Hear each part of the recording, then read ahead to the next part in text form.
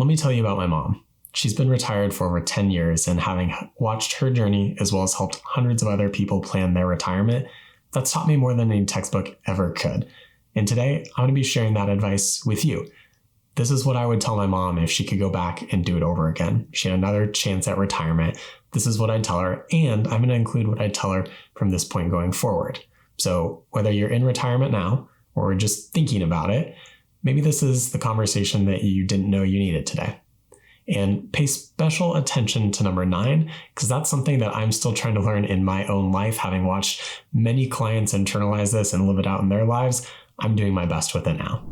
If you're new here, I'm Elliot Apple, founder and financial planner of Kindness Financial Planning. And today I want to share with you the lessons that I would tell my mom if she were beginning retirement and doing it over again. Number 1, spend the money. Please spend the money. I don't know how to say this any more clear, or if I need to say it louder, but spend the money.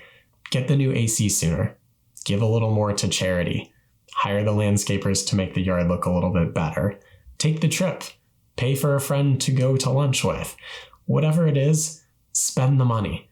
The key here is to enjoy it. You've worked hard for it. And I always joke with people that if you don't spend it or enjoy it, your kids are going to enjoy it. And I'm going to continue that joke here. If you don't enjoy that money, I for sure am going to enjoy that money. And I say that with all the kindness and all the love in the world, because I've seen and worked with people who didn't enjoy that money, and I'm not going to live my life not enjoying it. So go out there and spend the money. Have it be for a specific purpose and enjoy it. If you're out of ideas, go rent a place for the winter. Weather is terrible where you are in the winter, and getting away for a month is a great way to do that. You've talked about that, go do it. I remember sitting around the kitchen table of this person in the past, and they had a photo framed of this giant picture of their entire family, multiple kids, lots of grandkids, but hardly everybody fit in the frame. And what was unique and special about this photo is it was for one of their wedding anniversaries. They had paid for their entire family, and this was not a cheap trip, their entire family to go to Hawaii. And you could see the smiling faces, the different generations there, and all the love that was in that photo. And they told me about that trip and what it meant to them and just how much they enjoyed it. And this person ended up losing their spouse about a year later, and that photo was still there, and they still had fond memories of it. And so it's those types of memories that money can create. It can create those really lasting, lifetime and impactful memories, not only for them, but for their entire family. So that's why it's important to actually spend the money. You've worked hard to do it. Go enjoy it. Before I go any further, I'm curious, what advice would you give your mom about retirement? Type it in the comments down below. I'm curious, and I know that other people out there who are on that journey right now would benefit from it. Number 2, track your expenses. I know, nobody likes to do this. We won't say the B word or budget, but tracking your expenses can allow a lot of freedom. What ends up happening is once you actually know what's going out, you have a better idea of what you can actually spend to your full potential. I remember someone in the past, they always felt uncomfortable and nervous around money. They were hesitant to spend it. They were very frugal. And then one day they went through the exercise of actually adding up what they spent on their credit card, their checking account, cash, and everything else that was going out. And something amazing happened. Finally, they were able to freely spend because they knew exactly what they were spending. And it was actually short of the goal that they had anticipated. And so they were able to help out with their grandkids' college education. So they had fewer loans. They were able to take more trips and spend more time with family. It can be a really freeing feeling. Once you track those expenses and know what's going out, you can actually freely spend on all those things guilt-free. So track those expenses. Number 3, and this is a really hard one to learn, some risks you can't eliminate. And that's a really hard thing. We want as much control over our lives as possible, but we can't control what happens politically. We can't control if there's a war. We can't control if there's a recession, if the economy's not doing well, if something goes out of business. We can't control any of those things. We can somewhat control our health and how we respond to that, but some things are just out of our control. And the sooner we accept that and make a plan for as much as we can control and diversify and plan for taxes and do your estate planning and do all these things, getting a cohesive plan together for all the things that we can control, that's the most that we can do. And once you internalize that and figure it out, it makes life a lot easier. I I remember someone in the past, they came and they were really vague on life and what was going to happen. And they just didn't have that cohesive plan. And it made things really hard. They weren't quite sure what their estate plan said. They weren't sure if their insurance coverages were together. They weren't sure if their investments were actually aligned with what they needed in retirement to create that income. And that was really challenging and a hard place to be because they hadn't eliminated those risks yet. But once they eliminated all those risks, they finally decided, hey, I understand we've done the best thing possible, diversified as much as possible. The best thing that we can go and do right now is live our lives. And there was a real freedom to that and able to just go out and do that at that point. So not worrying about the things that we can't control, which is easier said than done. But if we can do that, it can lead to a more fulfilling life. This can be one of the biggest benefits of working with a financial planner is creating that cohesive plan and having a thought partner along the way that when times get tough or you get stressed or you're not quite sure how to think about something, we can create a plan so that way you feel better moving forward. As someone once told me, I was feeling very vague about something and now I feel a little less vague and that feels better. Number 4. Forget the go-go, slow-go, and no-go years. I'm not going to discount this entirely. It's become popular out there, and I think it's still a helpful framework. But I think we can override this no-go or slow-go years a little bit. I think a lot of people forget that regular movement, whether that's walking, strength training, cardio, or even gardening. They talk about that as being an excellent activity because you get different range of motions as you're doing things, and that helps keep your body in shape. I think we can overcome what those slow-go or no-go years will be by staying active. And I just want to remind you that going for a walk every day is a great thing that can improve your health and improve your longevity and make actually spending the money more fun. I'll never forget someone who was still working in their 80s. They were a physician, and thankfully that's a career where you can taper down pretty easily compared to some careers. And they were still doing rounds and still teaching residents and bringing wisdom to the hospital that I think in the current society and medical system gets lost. They were practicing medicine in a time where medicine was different. Some would argue better in a lot of ways. And they had a way of getting to a clinical answer without tests. And I'm not discounting tests. Tests are a great way to determine something, which is why you get lab draws and all those things. But they had a way of doing it that wasn't being taught anymore, that was still very helpful, particularly if you didn't have the ability to get those tests done quickly. And so I saw this bring purpose and meaning in their lives. They were around younger people, older people, patients, and they had somewhere to go every week. And they weren't working on a daily basis, but it gave them something to look forward to in a way to give back that other people didn't necessarily have that same way to give back. So when we think about the slow go or no go years and go years, maybe we can flip this on its head a little bit and figure out a way to make the slow go or no go years more of the go years, but framed in a different way, that maybe you're not working on a daily basis, but you're still working part-time, or you're volunteering your time in a way that fits for you and for those around you. Number 5, don't mess up Medicare.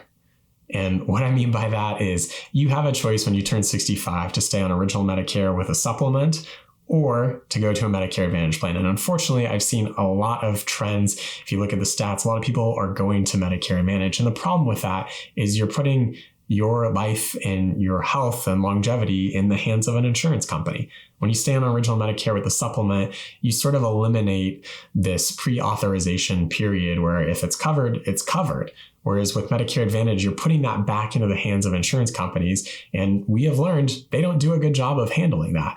Their primary motivation is profit and denying care. And the issue with that is that often things are sensitive when you're in the hospital. If you are in a nursing home at some point in the future, or let's say you're in a hospital and they're trying to move you to a nursing home, you need certain pre-authorization to get there. And then once you're there, how long are they going to let you stay? There's stories about people who have been moved to nursing homes, and then all of a sudden the insurance company says, sorry, you got to go. You have 48 hours and you have to arrange for care, home health aides, and certain equipment that may need to be delivered to your house. And that's a problem with Medicare Advantage. So just think about the Medicare decision, what that means. That might mean paying more now, but it may mean avoiding heartache later and coming out of pocket more. There's stories of people who need to pay $1,800 a day because care was denied from the insurance company. And what are you going to do? Just go without that care? That's often not a great option.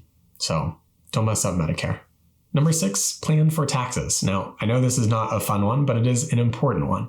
As you've built up pre-tax money, there's sort of a ticking tax time bomb, if you will, where that money will have to come out in the future. And if we just ignore taxes and bury our head in the sand, that's often not the best situation. So plan those taxes year to year. Consider things like Roth conversions or capital gains harvesting and how to give efficiently to charity. Maybe that's a donor advised fund when you're younger.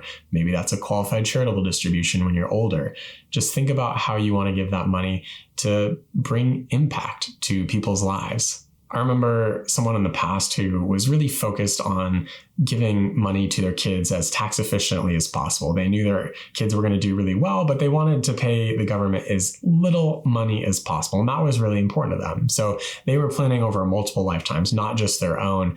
And they came to the conclusion that their kids were likely to inherit a big bucket of money in their peak earning years. They were earning a very high salary and were in the top income tax bracket. And although more money is better for them, they didn't want to leave a lot of that IRA money to their kids outright because they knew they'd have to take distributions over the next 10 years, which would bump them.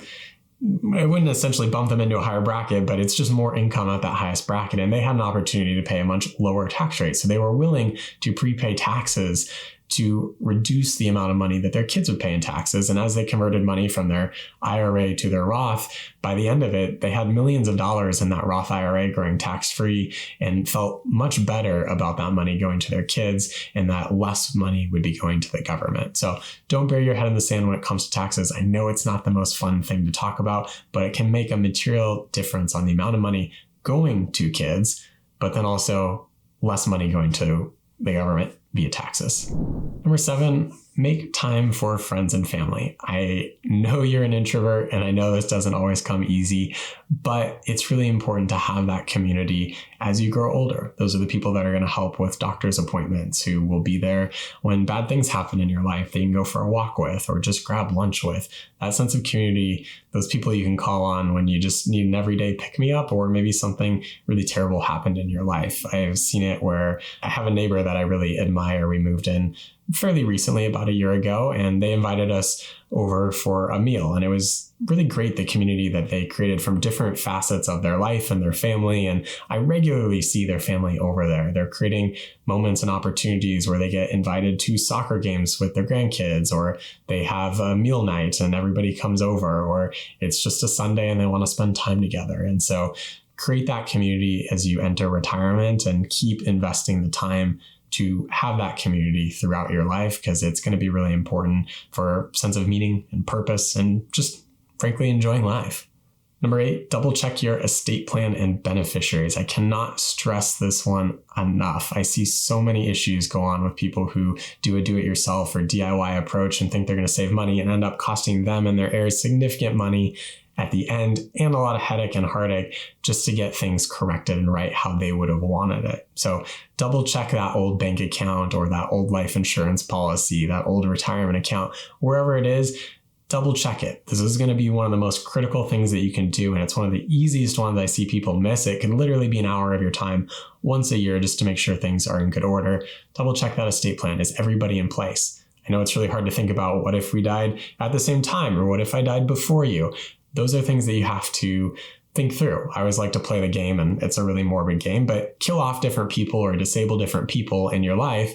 What happens to your estate plan? Play that actual what if scenario, because you might be surprised that if this person dies as a clear outline, what happens to their stuff? Or if they were the executor, who's the next person? What if multiple people were dead and this person was supposed to take over? What happens then? Is there a last resort option? These are all really critical things to think through, because I see so many mistakes for people that if they just spent a little more time or went back to an attorney to button something up when something changed in their life, it would prevent a lot of issues down the road. I remember in the past someone scrambling to update their estate plan. It was a married couple. He had just been diagnosed with cancer and the prognosis was not good. They thought he had maybe 6 months to live or so.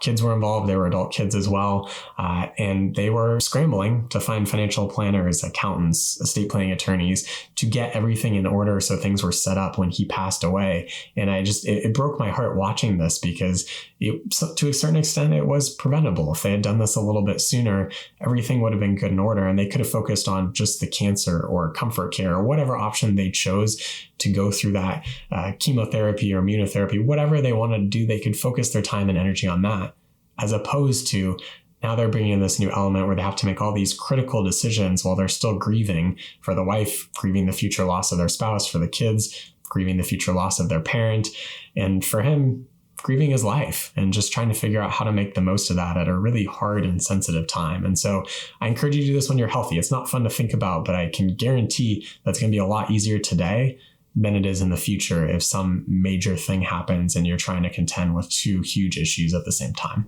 Number 9, and this is the one I mentioned at the beginning of the video that I'm still struggling with but enjoying at the same time, is to try something new. Oftentimes we get caught up in our daily lives and our routine. Life gets really quick, and that can be a challenge. Before you know it, a few years have gone by and you're like, whoa, what happened to my life? And so if you're trying something new and being purposeful about this, it can actually slow down time.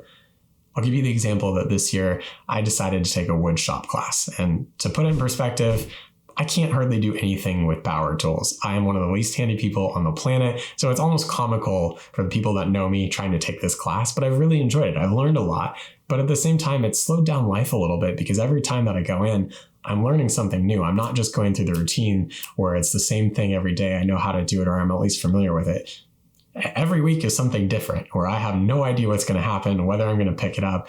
And so it's something to look forward to, but also it just changes the pace of life this summer. Summers usually go by really quickly, and it slowed down having taken this woodshop class. I remember someone in the past who was really enjoying life, but it was talking about how quickly life was going. And what was interesting is they started to pick up new activities and new hobbies. They started to play pickleball. That slowed life down a little bit. They took up a new language when they were traveling. They were learning Spanish and taking weekly classes multiple times per week. That also slowed down life, and it became more enjoyable for them. So it's interesting as you add new things to your life, how that can actually slow down the presence of time, where you go from this really quick, I'm just going to repeat it. And then all of a sudden something stops and it breaks it. You're like, oh, this is different.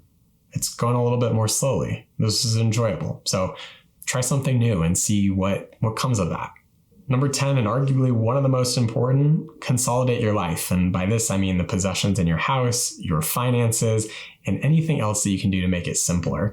I see oftentimes people accumulate a bunch of stuff throughout life, never do anything, and then at the end of the life are trying to get rid of things as they downsize. And that poses a real challenge to moving and can delay that decision, which is often a problem of itself. But I remember one person in the past, their parents had died and they were in their, I think, 60s, and they were left to clean out 4 or 5 different houses full of stuff. I'm talking renting multiple dumpsters for every house to actually get everything out of those houses in order to sell them or turn them into rental properties. They hadn't had any time to actually think about what they were going to do with the properties. And it took them years to clean out these properties because their parents had just accumulated everything and hadn't downsized. So this was a real burden that they put on their kids.